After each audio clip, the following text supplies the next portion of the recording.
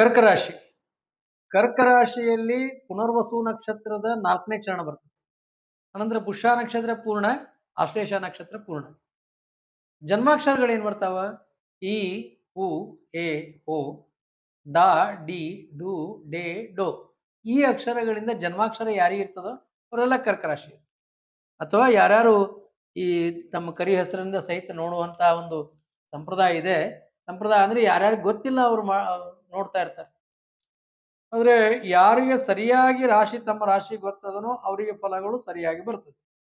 ಕೇವಲ ಹೆಸರಿನಿಂದ ನೋಡುವಾಗ ಅದು ವ್ಯತ್ಯಾಸ ಆಗ್ತದೆ ಅಂತ ಹೇಳ್ಬೋದು. ಈ ಕರ್ಕ ರಾಶಿಯವ ಎಲ್ಲ ಕೇಳುಗರಿಗೆ ನಮಸ್ಕಾರಗಳು. ಯುಗಾದಿ ಹಬ್ಬದ ಶುಭಾಶಯಗಳು. ಫಲಚಿಂತನೆಯನ್ನು ಮಾಡೋಣ. ರಾಶಿ ಫಲಚಿಂತನೆಯನ್ನ. ನಿಮ್ಮ ರಾಶಿಗೆ ಈ ಸಂವತ್ಸರದ ಆರಂಭದಲ್ಲಿ ಅಂದ್ರೆ ಈಗ ನಡೀತಾ ಇರುವಂತಹ ಕಾಲದಲ್ಲಿ ಶುಭ ಏಕಾದಶ ಸ್ಥಾನದಲ್ಲಿ ಗುರು ಇದ್ದಾನೆ. ಒಳ್ಳೆಯ ಫಲ ಸ್ಥಾನದಲ್ಲಿ ಇದ್ದಾನೆ. ಮೇನಲ್ಲಿ ಹಾನಿಕಾರಕವಾಗಿರ್ತಕ್ಕಂತಹ ವ್ಯಯ ಭಾವಕ್ಕೆ ಬರ್ತದೆ. ಏಕಾದಶ ಸ್ಥಾನಕ್ಕಿದ್ದ ಈಗ 12ನೇ ಮನೆಗೆ ಬರ್ತದೆ. ಅಂದ್ರೆ ಗುರುಬಲ ಇತ್ತು, ಬಹಳ ಗುರುಬಲ ಇತ್ತು, ಉತ್ತಮವಾಗಿರ್ತಕ್ಕಂಥ ಗುರುಬಲ ಇತ್ತು, ತಕ್ಷಣಕ್ಕೆ ಅದು ಹೋಯ್ತು. ಈ ಮೇದಿಂದ ಗುರುಬಲ ಪೂರ್ಣ ಇರುವುದಿಲ್ಲ. ಅಂದ್ರೆ ಗುರುಬಲ ಇಲ್ಲದೆ ಇದ್ದಾಗ ಏನ್ ಮಾಡ್ಬೇಕು? ಪ್ರಶ್ನೆ ಗುರುಬಲ ಇಲ್ಲ ಅನ್ನೋದು ಗೊತ್ತಾಯ್ತು. ಹಾಗಾದ್ರೆ ಏನ್ ಮಾಡ್ಬೇಕೇನು ಅಂತ ಹೇಳಿದಾಗ ಗುರು ಜಪ ಮಾಡ, ಅಶ್ವತ್ಥ ವೃಕ್ಷ ಪ್ರದಕ್ಷಿಣೆ. ಈ ರೀತಿಯಾಗಿರ್ತಕ್ಕ ಅನೇಕ ವೃತ್ತಗಳು ಬಹಳಷ್ಟಿವೆ ರೀ. ಆಯಾ ವೃತ್ತಗಳನ್ನ ಆಚರಣೆ ಮಾಡ್ಬೇಕು. ಮಹತ್ವದ ಕೆಲಸ ಮಾಡ್ತಾ ಇರ್ಬೇಕಾದ್ರೆ ಗುರುಗಳ ಆಶೀರ್ವಾದ ತಗೊಂಡೇ ಮಾಡ್ಬೇಕು. ಆದ್ರೆ ಆ ಕೆಲಸ ಸಕ್ಸಸ್ ಆಗ್ತವ. ಬೃಹಸ್ಪತಿ ಶಾಂತಿ ಮಾಡ್ರಿ, ಗುರು ಮಂತ್ರ ಜಪ ಮಾಡ್ರಿ, ಗುರು ಸ್ತೋತ್ರಗಳನ್ನ ಪಾರಾಯಣ ಮಾಡ್ರಿ, ರಾಯರ ಸ್ತೋತ್ರ ಪಾರಾಯಣ ಮಾಡ್ರಿ, ಬೇರೆ ಬೇರೆ ದತ್ತಾತ್ರೇಯ ಸ್ತೋತ್ರ ಇದೆ ಅದನ್ನು ಪಾರಾಯಣ ಮಾಡ್ರಿ, ಕ್ಷೇತ್ರಗಳ ದರ್ಶನ ಮಾಡ್ರಿ, ಗುರುಗಳ ಸೇವೆಯನ್ನ ಮಾಡ್ರಿ. ಇದರಿಂದ ಗುರುಬಲ ಪ್ರಾಪ್ತಿ ಆಗ್ತದೆ. ಹಿಂದಿನ ಕಾಲದಾಗ ಹೇಳ್ತಿದ್ರು ಗುರುಗಳು ತಕ್ಷಣಕ್ಕೆ ಒಲಿದು ಎಲ್ಲಾ ವಿದ್ಯೆಯನ್ನು ಕಲಿಸ್ಕೊಡ್ತಿದ್ರು. ಇವತ್ತಿಗೂ ಅದು ಅದರಿ. ಹೈಯರ್ ಎಜುಕೇಶನ್ ಅವ್ರಿಗೆ ಕೇಳ್ರಿ, ಒಬ್ರಿಗೆ ಒಂದು ಒಳ್ಳೆ ಒಂದು ಗೈಡೆನ್ಸ್ ಅವ್ರಿಗೆ ಸಿಗಬೇಕಾದ್ರೆ ಆ ಗುರುಗಳನ್ನ ಪ್ಲೀಸ್ ಮಾಡ್ಬೇಕು. ಯಾವ ರೀತಿಯಾಗಿ ಪ್ಲೀಸ್ ಮಾಡ್ಬೇಕು? ಅವ್ರು ಹೇಳಿದಂತ ಕೆಲಸಗಳನ್ನು ಮಾಡ್ಬೇಕು. ಯಾವ ರೀತಿಯಾಗಿರ್ತಕ್ಕಂಥ ಕೆಲಸ ಅದು? ಅವ್ರು ಏನಾದ್ರೂ ಹೇಳ್ಬೋದು. ಅವ್ರನ್ನ ಪರೀಕ್ಷೆ ಮಾಡಿ ನೋಡ್ತಾರೆ. ಇವತ್ತಿಗೂ ಅದು ಅದ. ನೀವು ನಿತ್ಯದ ಕಾಲೇಜಿನಾಗ ಅದು ಕಂಡು ಬರ್ಲಿಕ್ಕಿಲ್ಲ, ಆದ್ರೂ ಅವರು ಗುರ್ತಿಟ್ಟಿರ್ತಾರೆ. ಈ ಹುಡುಗ ಒಳ್ಳೆಯವನಿದ್ದಾನೆ, ಈ ಮಗು ಒಳ್ಳೇದಿದೆ, ಇವ್ರಿಗೆ ಒಳ್ಳೆ ವಿದ್ಯಾದಾನ ಮಾಡಬೇಕು ಅನ್ನುವಂಥ ಕರುಣೆ ಆ ಗುರುಗಳಿಗೆ ಬರಬೇಕು. ಆ ರೀತಿಯಾಗಿರ್ತಕ್ಕಂಥ ಸೇವೆಯಿಂದ, ಒಳ್ಳೆಯ ಮಾತುಗಳಿಂದ, ಗುರುಗಳಲ್ಲಿ ವಿಶ್ವಾಸದಿಂದ ಕೂಡಿರುವುದರಿಂದ ಆ ಫಲಗಳ ಪ್ರಾಪ್ತಿ ಆಗ್ತದೆ. ಗುರುಗಳಲ್ಲಿ ವಿಶ್ವಾಸ ಬರೋ ಹಾಗೆ ನಡ್ಕೊಳ್ಬೇಕು. ಅದರಿಂದ ಫಲಗಳು ಬರ್ತದೆ ಅಂತ ಹೇಳ್ಬೋದು. ಈ ಗುರು ಬಲ ಇಲ್ಲದೆ ಇದ್ದಾಗ ಮನೆಯಲ್ಲಿ ಸಂತಾನಕ್ಕೆ ಸಂಬಂಧಪಟ್ಟ ಹಾಗೆ ತೊಂದರೆಗಳು ಬರಬಹುದು. ಅವೆಲ್ಲ ಹೇಳ್ತಾರೆ. ಇಂಥ ಎಲ್ಲ ದೋಷಗಳು ಇರ್ತವೆ ಅಂತ ಹೇಳ್ತಾರೆ. ಮಂಗಲ ಕಾರ್ಯಗಳಲ್ಲಿ ಸ್ವಲ್ಪ ತಡ ಆಗಬಹುದು. ಈ ಎಲ್ಲ ಅಪೇಕ್ಷಿತ ಕಾಮನೆಗಳು ಸ್ವಲ್ಪ ತಡವಾಗಿ ಪೂರ್ಣ ಆಗಬಹುದು. ಬಂಧು ಮಿತ್ರರಲ್ಲಿ ಅನ್ಯೋನ್ಯತೆ ಹೆಚ್ಚಾಗ್ತದೆ. ವಿದ್ಯಾರ್ಥಿಗಳು, ಶಿಕ್ಷಕರು, ವಿಜ್ಞಾನಿಗಳು, ವೇದ ವಿದ್ಯೆ, ಜ್ಞಾನ, ಧಾರ್ಮಿಕ ಕ್ಷೇತ್ರದಲ್ಲಿ ಅಂದ್ರೆ ಗುರುವಿಗೆ ಸಂಬಂಧಪಟ್ಟ ಹಾಗೆ ಯಾವ್ಯಾವ ಸ್ಥಾನದಲ್ಲಿ ಇದ್ದಾರೋ, ಯಾರ್ಯಾರಿಗೆ ಈ ಈ ಕಾರ್ಯದಲ್ಲಿ ತೊಡಗಿದಾರೋ ಅವರಿಗೆಲ್ಲ ಪ್ರಯತ್ನ ಪೂರ್ವಕವಾಗಿ ಫಲಗಳು ದೊರೀತವೆ. ನಿರಂತರ ಅಧ್ಯಯನ ಮಾಡಿದಾಗ ಮಾತ್ರ ಸಾಮಾಜಿಕ ಗೌರವಗಳಾಗಿರ್ಬೋದು, ಒಳ್ಳೆಯ ಸ್ಥಾನ ಗೌರವಗಳಾಗಿರ್ಬೋದು, ಒಳ್ಳೆಯ ಸಿದ್ಧಿ ಆಗಿರ್ಬೋದು, ಮಾರ್ಕ್ಸು ಪರೀಕ್ಷೆಯಲ್ಲಿ ಮಾರ್ಕ್ಸ್ ಆಗಿರ್ಬೋದು, ಈ ಎಲ್ಲವೂ ದೊರಕ್ತದೆ. ಶ್ರಮ ಇಲ್ಲದೆ ಅಂದ್ರೆ ಈ ವರ್ಷದಲ್ಲಿ ಶ್ರಮ ಹೆಚ್ಚಿಗೆ ಬೇಕು ಅಂತ ಹೇಳ್ತಾರೆ. ಗುರುಬಲ ಇಲ್ಲದೆ ಇದ್ದಾಗ ಹೆಚ್ಚಿನ ಶ್ರಮ ಬೇಕು. ಗುರುಗಳ ಅನುಗ್ರಹ ಕೂಡ ಬೇಕು. ಗುರುಗಳು ಪ್ರೀತಿಯಿಂದ, ಅಂತಃಕರಣದಿಂದ, ಕರುಣೆಯಿಂದ ಪಾಠವನ್ನು ಹೇಳಿಕೊಡ್ಬೇಕು. ಆಗ ಇದರ ಫಲಗಳು ದೊರೀತವೆ ಅಂತ ಹೇಳ್ತಾರೆ. ಅಂಥ ಕರುಣಾಪೂರ್ಣ ಸ್ಥಿತಿ ಈ ಎಲ್ಲ ಕ್ಷೇತ್ರದಲ್ಲಿರುವವರಿಗೆ ಬರಬೇಕಾದ್ರೆ ಗುರು ಜಪವನ್ನ ಮಾಡಬೇಕು. ದೇವಾನಾಂಚ ಋಷೀಣಾಂಚ ಗುರುಂ ಕಾಂಚನ ಸನ್ನಿಭಂ ಬುದ್ಧಿಭೂತಂ ತ್ರಿಲೋಕೇಶ ತನ್ನಮಾಮಿ ಬೃಹಸ್ಪತಿಂ ಅಂತೇಳಿ ಬೃಹಸ್ಪತಿ ಮಂತ್ರ ಇದೆ. ಈ ಮಂತ್ರವನ್ನ ಹೇಳ್ಬೋದು. ಅದೇ ರೀತಿ ಗುರುಕ್ಷೇತ್ರದ ಗುರು ಮಂತ್ರಗಳನ್ನ, ಬೇರೆ ಬೇರೆ ಮಂತ್ರಗಳನ್ನ, ಪಾರಾಯಣಾದಿಗಳನ್ನ ಜಪವನ್ನ ಮಾಡಬೇಕು. ನಾವು ಯಾವಾಗಲೂ ಹೇಳ್ತಿರ್ತೀವಿ, ಆಯಾ ಗ್ರಹಗಳಿಗೆ ಪ್ರೀತಿಯಾಗಿರ್ತಕ್ಕಂಥ ಕೆಲಸವನ್ನ ಮಾಡಬೇಕು. ಬೃಹಸ್ಪತಿಗೆ ಪ್ರೀತಿಯಾಗಿರ್ತಕ್ಕಂಥ ಕೆಲಸ ಯಾವುದು? ಅಧ್ಯಯನ, ನಂತರ ಪಾಠ ಪ್ರವಚನ. ಇವೆಲ್ಲ ಗುರುವಿಗೆ ಅತ್ಯಂತ ಪ್ರಿಯಕರವಾಗಿರ್ತಕ್ಕಂಥ ಕೆಲಸಗಳಂತೆ. ಶಾಲೆಯಲ್ಲಿ ಇದು ಕೇವಲ ಶಾಸ್ತ್ರಾಧ್ಯಯನದಕ್ಕೆ ಅಷ್ಟೇ ಸಂಬಂಧಪಟ್ಟಿದ್ದಲ್ಲ. ಸಾಮಾನ್ಯ ಜನರೊಳಗೆ ತಾವು ಅಭ್ಯಾಸ ಮಾಡಬೇಕು, ಇನ್ನೊಬ್ಬರಿಗೆ ಅಭ್ಯಾಸವನ್ನ ಹೇಳಿಕೊಡ್ಬೇಕು. ಅದು ಬೇರೆ ಬೇರೆ ಬೇರೆ ಕ್ಷೇತ್ರದಾಗಿದ್ದಾರೆ. ಅವ್ರೆಲ್ರಿಗೂ ಅದು ಅಪ್ಲೈ ಆಗ್ತದೆ.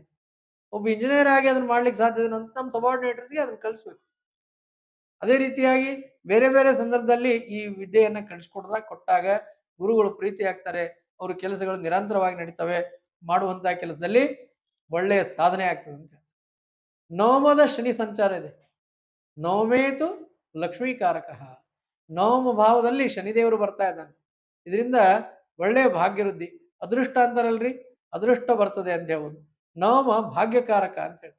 ಭಾಗ್ಯದಲ್ಲಿ ದೇವರು ಬಂದಾಗ ಯಾವ ತರಹದ ಭಾಗ್ಯ ಬರಬಹುದು? ಧರ್ಮ ಅಂತ ಕರೀತಾರೆ ಶನಿದೇವರಿಗೆ. ಆದ್ರಿಂದ ಧರ್ಮ ಕಾರ್ಯಗಳನ್ನ ಮಾಡ್ಲಿಕ್ಕೆ ಆತ ಅನುಕೂಲ ಮಾಡ್ತಾನೆ. ಧರ್ಮ ಕಾರ್ಯಗಳನ್ನ ಕೆಡಿಸ್ಲಿಕ್ಕೂ ಶನಿದೇವರು ಕಾರಣ ಆಗ್ತಾನೆ. ಇಂತಹ ಸ್ಥಾನದಲ್ಲಿ ಬಂದಾಗ ಧರ್ಮ ಕಾರ್ಯಗಳನ್ನ ಮಾಡ್ಲಿಕ್ಕೆ ಅನುಕೂಲ ಮಾಡಿಕೊಡ್ತಾನೆ. ಒಳ್ಳೆ ಯಜ್ಞ ಯಾಗಾದಿಗಳನ್ನ ಮನೆಯಲ್ಲಿ ಮಾಡಬಹುದು. ಇಂಥ ಧಾರ್ಮಿಕ ಕಾರ್ಯಗಳನ್ನ ದಾನಾದಿಗಳನ್ನ ಮಾಡಬಹುದು. ಅನ್ಯರಿಗೆ ಸಹಾಯವನ್ನ ಮಾಡುವಂತಹ ಗುಣ ಈ ರಾಶಿಯವರಿಗೆ ಬರ್ತದೆ. ಅಂತಃಕರಣ ಪೂರ್ಣರು ಯಾರು ಕರ್ಕ ರಾಶಿಯವರಿದ್ದಾರೆ ಇವರೆಲ್ಲ ಬಹಳ ಅಂತಃಕರಣ. ಯಾರೋ ಒಂದ್ ಸ್ವಲ್ಪ ದುಃಖದಲ್ಲಿದ್ದಾರೆ ಅಂತ ಅನ್ಸಿದ್ರೆ ತಕ್ಷಣ ಹೋಗಿ ಮನೆಯಲ್ಲಿ ಏನಿರ್ತದೆ ಅದನ್ನ ಕೊಟ್ಟು ಅವ್ರಿಗೆ ಸಮಾಧಾನ ಮಾಡ್ತಾರೆ. ಅಂತಹ ಗುಣ ಇವ್ರದ್ದಿರ್ತದೆ. ಆ ಅಂತಃಕರಣ ಏನಿದೆ ಇವರಿಗೆ ಭಾಗ್ಯವನ್ನು ತಂದು ಕೊಡ್ತದಂತೆ. ಆದ್ರಿಂದ ವ್ಯವಹಾರದಲ್ಲಿ ಇರತಕ್ಕಂಥ ಅಡಚಣೆಗಳೆಲ್ಲ ದೂರ ಆಗ್ತವ. ಮನೆಯಲ್ಲಿ ಜವಾಬ್ದಾರಿ ಹೆಚ್ಚಿಗೆ ಆಗ್ತದೆ. ಬರುವಂತಹ ಸಂಕಷ್ಟಗಳನ್ನ ಎದುರಿಸಿ ಕಾರ್ಯವನ್ನ ಸಾಧನೆ ಮಾಡುವಂತ ಶಕ್ತಿ ಇವರಿಗೆ ಬರ್ತದೆ. ಅಪೇಕ್ಷಿತ ಧನ ಸಹಾಯ ಇವರಿಗೆ ದೊರೀತದೆ. ಎಲ್ಲೋ ಸಾಲ ಕೇಳಿದ್ರು ಅಥವಾ ಇನ್ನೆಲ್ಲೋ ಬೇರೆ ಪ್ರಯತ್ನಗಳನ್ನ ಮಾಡ್ತಾ ಇರ್ತಾರೆ. ಕಾರಣಾಂತರದಿಂದ ನೋಡ್ರಿ ಇದರಿಂದ ಯಾರೂ ಹೊರತಾಗಿಲ್ಲ. ವ್ಯವಹಾರ ಜೀವನ ನಡಿಬೇಕಾದ್ರೆ ಪಡೆದುಕೊಳ್ಳಬೇಕು, ಕೊಟ್ಟು ಕೊಡಬೇಕು. ಒಂದು ಮನೆ ಕಟ್ಟಬೇಕಾದ್ರೆ ಲೋನ್ ಎಲ್ಲ ಸಾಮಾನ್ಯ ಮಾಡುವಂಥದ್ದು. ಒಂದು ವೆಹಿಕಲ್ ತಗೋಬೇಕಾದಾಗ ಸಾಮಾನ್ಯವಾಗಿ ಲೋನ್ ಮಾಡ್ತಾರೆ. ಬೇರೆ ಬೇರೆ ಕಾರಣದಿಂದ ಲೋನ್ ಮಾಡ್ತಾರೆ. ಅಲ್ಲೆಲ್ಲ ನಿರಂತರವಾಗಿ ಸಹಜವಾಗಿ ದೊರಕ್ತದೆ ಅಂತ ಹೇಳ್ತಾರೆ. ಇನ್ನು ಕೆಲವು ದುಷ್ಟ ಸ್ಥಾನದಲ್ಲಿ ಗ್ರಹಗಳಿದ್ದಾಗ ಅನುಕೂಲ ಇಲ್ಲದೇ ಇದ್ದಾಗ ಮಾತ್ರ ಪ್ರತಿಯೊಂದು ಹಂತದಲ್ಲಿಯೂ ಅಡೆತಡೆಗಳು ಬರ್ತವೆ. ಈ ಸಂದರ್ಭದಲ್ಲಿ ನವಮದಲ್ಲಿ ಶನಿದೇವರು ಸಂಚಾರ ಇದ್ದಾಗ ಅಂದ್ರೆ ಮುಂದಿನ 2.5 ವರ್ಷಕ್ಕೂ ಇದು ಈ ಸಂವತ್ಸರಕ್ಕೆ ಅಷ್ಟೇ ಅಲ್ಲ, ಮುಂದಿನ 2.5 ವರ್ಷಕ್ಕೂ ಇದು ಅಪ್ಲೈ ಆಗ್ತದೆ. ನೀವು ಮಾಡುವಂತ ಎಲ್ಲಾದ್ರೂ ಇಂಥ ಪ್ರಯತ್ನಗಳನ್ನು ತಾವು ಮಾಡಿದ್ರೆ ಅವೆಲ್ಲವೂ ಧನ ಸಹಾಯ ನಿಮಗೆ ದೊರೀತದೆ. ಧರ್ಮ ಕಾರ್ಯಗಳನ್ನು ಮಾಡ್ಲಿಕ್ಕತ್ತಾಗ ಅನುಕೂಲತೆಗಳು ಆಗ್ತವೆ. ಇಂತಹ ವಿಚಾರವನ್ನು ನಾವು ಮಾಡಬಹುದು. ಶುಕ್ರ ಶನಿ ಅತ್ಯಂತ ನಿಮ್ಮ ರಾಶಿಗೆ ಶುಭಕರ ಆಗಿದ್ದಾರೆ. ರವಿ ಬುಧ ಈ ರಾಶಿಯವರಿಗೆ ಚಂದ್ರನಿಗೆ ಇದು ಚಂದ್ರನ ರಾಶಿ. ಚಂದ್ರನ ರಾಶಿ ಆಗಿದ್ದರಿಂದ ಇವರು ರವಿ ಮತ್ತು ಬುಧ ಮಧ್ಯಮ ಫಲಗಳನ್ನು ಕೊಡ್ತಾರೆ. ಹೊಸ ಆಯಾಮದ ಕಡೆಗೆ ಅಂದ್ರೆ ಹೊಸ ಪ್ಲಾನ್ ಏನೇನು ಇರ್ತಾವಲ್ರಿ, ಬಿಸ್ನೆಸ್ ಪ್ಲಾನ್ ಆಗಿರ್ಬೋದು, ಜೀವನದ ಪ್ಲಾನ್ ಆಗಿರ್ಬೋದು, ಹೊಸ ಚಿಂತನೆಗಳಾಗಿರ್ಬೋದು, ಇವೆಲ್ಲ ಇವರಿಗೆ ಹೊಸ ವ್ಯಾಪಾರ ಉದ್ಯೋಗ ಇಂಥವು ಏನೇ ಮಾಡ್ಬೇಕಂದ್ರೂ ಅದಕ್ಕೆಲ್ಲ ಅವಕಾಶಗಳು ಕೂಡಿ ಬರ್ತಾವ. ಈ ಚಿಂತನೆಯನ್ನ ಮಾಡಬಹುದು. ಮಾಡಿದ್ರೆ ಒಳ್ಳೇದಾಗ್ತದೆ. ಧೈರ್ಯದಿಂದ ಮಾಡ್ರಿ ಅಂತ ಹೇಳಿ ನಾವು ಹೇಳುವಂಥದ್ದು ಏನಂತಂದ್ರೆ ಅನುಕೂಲತೆಗಳು ಸಿಗ್ತಾ ಇದ್ದಾಗ ಅದರ ಸರಿಯಾದ ಉಪಯೋಗವನ್ನು ತೆಗಿಬೇಕು. ಗುರುಬಲ ಇಲ್ಲ ಅಂದ್ರೆ ಹಿರಿಯರ ಮಾರ್ಗದರ್ಶನದೊಳಗೆ ಗುರುಬಲವನ್ನು ಅವರ ಸಂತೋಷದಿಂದ ಇದು ಮಾಡುವ ಹಾಗೆ ಕರುಣೆಯಿಂದ ಅವರು ಅನುಕೂಲ ಮಾಡಿಕೊಡುವ ಹಾಗೆ ನೋಡ್ಕೊಂಡು ತಾವು ಈ ಕಾರ್ಯವನ್ನ ಮಹತ್ವದ ಕಾರ್ಯಗಳನ್ನ ಮಾಡಬೇಕು. ಈ ರಾಶಿಯವರು ಚಂದ್ರನ ರಾಶಿ ಯಾವುದು? ಚಂದ್ರನ ರಾಶಿ ಆಗಿದ್ರಿಂದ ಕರ್ಕ ರಾಶಿ. ಚಂದ್ರ ಮನಸ್ಸಿಗೆ ಕಾರಣಂತೆ. ದಾಸರು ಹೇಳ್ತಾರೆ ತೈಲಧಾರೆಯಂತೆ ಮನಸ್ಸು ಕೊಡು ಹರಿಯಲ್ಲಿ. ರುದ್ರದೇವರ ಹತ್ರ ಪ್ರಾರ್ಥನೆ ಮಾಡ್ತಾರೆ. ಮನಸ್ಸು ಅತ್ಯಂತ ಚಂಚಲ. ಅದಕ್ಕೆ ಕಾರಣ ಯಾರು ಅಂತ ಹೇಳಿದ್ರೆ ಚಂದ್ರದೇವರು. ಅದರ ರಾಶಿ ಯಾವುದು ಅಂದ್ರೆ ಕರ್ಕ ರಾಶಿ. ಈ ರಾಶಿಯವರಿಗೆ ಚಂದ್ರನೇ ಅಧಿಪತಿ ಆಗಿದ್ದಾಗ ಚಂಚಲ ಮನಸ್ಥಿತಿ ಇರ್ತದೆ. ಇವರು ಚಂಚಲ ಅಂದ್ರೆ ಬರೇ ನೀವು ಈ ಕಡೆಯಿಂದ ಆ ಕಡೆ, ಆ ಕಡೆಯಿಂದ ಈ ಕಡೆ ಅಂತ ಅರ್ಥಲ್ಲ. ಇವರು ಸ್ವಭಾವತ ಹ್ಯೂಮರಸ್ ಮೆಂಟಾಲಿಟಿ ಇರ್ತದೆ. ಮನೋರಂಜನೆಗೆ ಬಹಳಷ್ಟು ಮಹತ್ವ ಕೊಡ್ತಾರೆ. ಬಹಳಷ್ಟು ಇದರಿಂದ ನಾಶ ಆಗ್ತದೆ. ಮಾಡುವಂತ ಕೆಲಸಗಳು ಹಾನಿ ಆಗ್ತದೆ. ಆಟ ಆಡ್ತಾ ಇರೋದು ಮಕ್ಕಳಲ್ಲಿ ನೀವು ನೋಡ್ತೀವಿ. ಈ ರಾಶಿ ಮಕ್ಕಳು ಜಾಸ್ತಿ ಮೊಬೈಲ್ ಆಟ ಆಡೋದು ಅಥವಾ ಇನ್ನೊಂದೇನೋ ಮಾಡೋದು, ಮನೋರಂಜನೆ ಪಿಕ್ಚರ್ ನೋಡೋದು, ಟಿವಿ ನೋಡೋದು, ಇಂಥ ಆ ಮನೋರಂಜನೆ ಆಟಗಳಲ್ಲಿ ಸಮಯ ಜಾಸ್ತಿ ತೆಗಿತಾರೆ. ಇದು ಸಣ್ಣವರಿಗೂ ಬರ್ತದೆ, ದೊಡ್ಡವರಿಗೂ ಬರ್ತದೆ. ಇಂಥವು ಕಡಿಮೆ ಆಗ್ಬೇಕಂದ್ರೆ ಚಂದ್ರ ಜಪವನ್ನು ಮಾಡಬೇಕು. ಚಂದ್ರ ದದಿಶಂಕು ತುಷಾರಾಭಂ ಕ್ಷೀರೋದಾರಣವ ಸಂಭವಂ ಅನ್ನುವಂಥ ಮಂತ್ರ ಇದೆ, ನವಗ್ರಹ ಮಂತ್ರ. ಆ ಮಂತ್ರವನ್ನ ಹೇಳಿ ಜಪವನ್ನ ಮಾಡ್ತಾ ಇರಬೇಕು. ಇದರಿಂದ ದೋಷಗಳು ಪರಿಹಾರ ಆಗ್ತವೆ. ಇದರಿಂದ ಏನಾಗ್ತದಂದ್ರೆ ಕೆಲವೊಂದ್ ಸರ್ತಿ ಎಲ್ಲಾ ಕೆಲಸ ಮಾಡಿರ್ತೀರಿ. ಅಂತ ಸಂದರ್ಭದಾಗ ಎಲ್ಲಾ ರೀತಿಯಿಂದ ಬಂದ್ರು ಸಹಿತ ಗುರುಗಳ ಅನುಗ್ರಹ ಇರದಿದ್ರೆ ದೇವ್ರು ವರ ಕೊಟ್ಟಿರ್ತಾನೆ. ಆದ್ರೆ ಪೂಜಾರಿನೇ ವರ ಕೊಡುದಿಲ್ಲ ಅಂತಾನೆ. ಆ ರೀತಿಯಾಗಿ ಆಗ್ಬಿಡ್ತದೆ. ಎಲ್ಲವೂ ದೊರೆತರೂ ಸಹಿತ ಕೊನೆಯ ಹಂತದಲ್ಲಿ ಈ ಕಾರಣದಿಂದ ತೊಂದರೆಗಳನ್ನು ಅನುಭವಿಸಬೇಕಾಗ್ತದೆ. ಆಸ್ತಿ ಸಂಬಂಧ ಕೋರ್ಟು ಇವೆಲ್ಲ ಪ್ರಾರಂಭ ಆಗ್ಬಿಡ್ತದೆ. ಸ್ತ್ರೀಯರಿಗೆ ಅಂದ್ರೆ ಈ ರಾಶಿಯ ಸ್ತ್ರೀಯರಿಗೆ ಚಿಂತೆ ಕಾಡ್ತದೆ, ಅನಾರೋಗ್ಯ ಕಾಡ್ತದೆ. ಇಂಥವೆಲ್ಲ ದೋಷಗಳು ಬರ್ತಾವೆ. ಬೇರೆ ಸ್ಥಾನಕ್ಕೆ ಅನಪೇಕ್ಷಿತ ಜಾಗ, ಯಾವ ಜಾಗಕ್ಕೆ ಇವ್ರು ಹೋಗಬಾರ್ದಂತ ಮಾಡಿರ್ತಾರೋ ಅದೇ ಜಾಗಕ್ಕೆ ಇವ್ರಿಗೆ ವರ್ಗಾವಣೆ ಮಾಡ್ತಾರೆ. ಉದ್ಯೋಗದಲ್ಲಿ ಕಿರಿಕಿರಿ ಆಗ್ತದೆ. ಇಂಥವೆಲ್ಲ ದೋಷಗಳು ಬರಬಾರದು ಅಂತ ಹೇಳಿದ್ರೆ ಶಾಂತಿಯನ್ನ ಮಾಡಬೇಕು. ಚಂದ್ರ ಶಾಂತಿಯನ್ನ ಮಾಡ್ರಿ. 8ನೇ ರಾಹು ಮತ್ತು 2ನೇ ಕೇತು ಇರುವುದರಿಂದ ಪರಿವಾರದವರು, ಆತ್ಮೀಯರು, ಗೆಳೆಯರು ಇಂಥವರೆಲ್ಲ ತಮಗೆ ವಿರೋಧವನ್ನ ಮಾಡುವಂತ ಸಾಧ್ಯತೆಗಳಿರ್ತಾವೆ. ಇದಕ್ಕೆ ಮೂಲ ಕಾರಣ ಯಾವುದು ಅಂತಂದ್ರೆ ಮನೋಚಾಂಚಲ್ಯ. ಇದನ್ನ ನೆನ್ಪಿಡಬೇಕು. ಇದಕ್ಕೆ ನಿಮ್ಮ ದೋಷ ಎಲ್ಲಿದೆ ಅಂತ ಹೇಳಿದ್ರೆ ಮನಸ್ಸಿನಲ್ಲಿದೆ. 8ನೇ ರಾಹು ಇರುದ್ದಾಗ 2ನೇ ಕೇತು ಇದ್ದಾಗ ನೋಡ್ರಿ, ಕೆಲವರು ಸ್ವಭಾವ ಹೆಂಗಿರ್ತದಂತಂದ್ರೆ ದುಡ್ಡು ಕೊಟ್ರೆ ಎಲ್ಲ ಆಗ್ಬಿಡ್ತದಂತ. ಈ ರೀತಿಯಾದಂತ ಸ್ವಭಾವದಿಂದ ಉಪಯೋಗ ಆಗುವುದಿಲ್ಲ. ಎಲ್ಲವನ್ನು ದುಡ್ಡು ಕೊಟ್ಟು ಪಡೆಯಲಿಕ್ಕೆ ಸಾಧ್ಯ ಇಲ್ಲ ಅನ್ನುವುದನ್ನ ತಿಳ್ಕೋಬೇಕು. ಧನಭಾವದಲ್ಲಿ ಕೇತು ಇದ್ದಾಗ ಇಂತಹ ಗುಣಗಳು ಬರ್ತಾವ. ಕೇತು ಏನ್ ಮಾಡಿಸ್ತಾನ ಅಂತ ಹೇಳಿದ್ರೆ ಕೇತು ಪಾಪಕಾರಕ ಗ್ರಹ. ಆತ ಹೇಳ್ತಾನೆ ಏನಂತಂದ್ರೆ ಧನಭಾವದಲ್ಲಿ ಇರ್ತಾನೆ, ಕೊಟ್ಟು ಬಿಡು ಆಗ್ತದೆ. ಇಲ್ಲದೆ ಅತಿ ಹೆಚ್ಚಾಗಿ ದುಡ್ಡು ಕೊಟ್ಟು ಬಂದ್ಬಿಡುದು. ಆ ಕಾಂಟ್ರಾಕ್ಟರ್ ಹಿಡ್ಕೊಂಡವ್ರು ಮನಿ ಅರ್ಧಕ್ಕೆ ಇವ್ರ ಮನಿ ಬಿಟ್ಟು ಮತ್ತೊಂದು ಮನಿ ಮಾಡ್ತಾ ಹೋಗ್ತಾರೆ. ಇವ್ರ ರೊಕ್ಕನೂ ಹೋಯ್ತು, ಕೆಲಸನೂ ಆಗ್ಲಿಲ್ಲ. ಅಂದ್ರೆ ಇಂಥ ಅನುಭವಗಳು ಬಂದಿರ್ತಾವ. ಅದರಿಂದ ಕೇವಲ ದುಡ್ಡಿನಿಂದ ಎಲ್ಲ ಆಗ್ತದ ಅನ್ನುವಂಥ ಭಾವನೆ ಇಲ್ಲ.